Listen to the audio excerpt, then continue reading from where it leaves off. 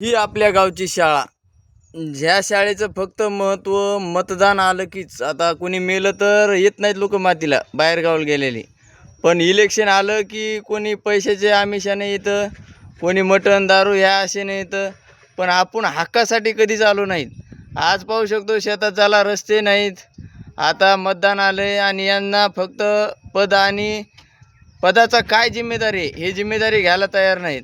शिक्षणातून खरंच प्रगती होते हे जे शिक्षित आहेत त्यांची प्रगतीहून आपल्याला कळतं. पण आपण फक्त जातीपातीत वाटले गेलो आहेत. नेते येणार, ह्या जातीनं आपल्या धर्माला हे केलं, त्या जातीने आपल्याला हे केलं.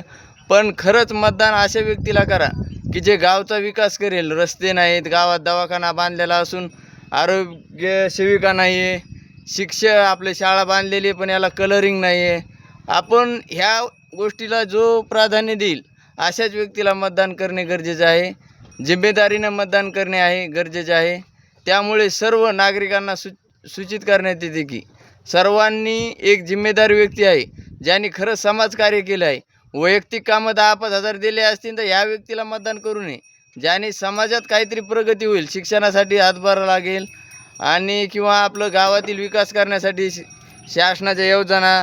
आता खतबी पाहू शकतो आपल्याला प्रत्येक शेतकऱ्याला 100 200 महाग घ्यावं लागतं. DAP 1350ची बॅग 1650 1550 अशा भावात घ्यावं लागत असं.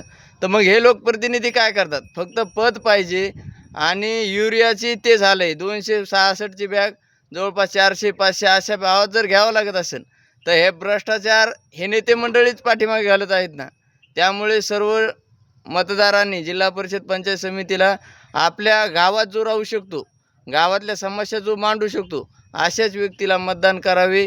आणि शाळेचे पण महत्त्व सर्व जनते जो जागृत करून सांगत आहे किंवा शाळेसाठी पण प्राधान्य देणं गरजेचं आहे. कारण आपले मुलं सुधारले तर आपलं घर सुधरण. समाज आणि नेते सुधरून काही गरज नाही. आपल्याला आपलं कुटुंब सुधारण्यासाठी आपले लेकरं शिकणं गरजेचं आहे. त्यामुळे सर्व मतदारांनी एक जिम्मेदारी म्हणून मतदान करावे ही विनंती.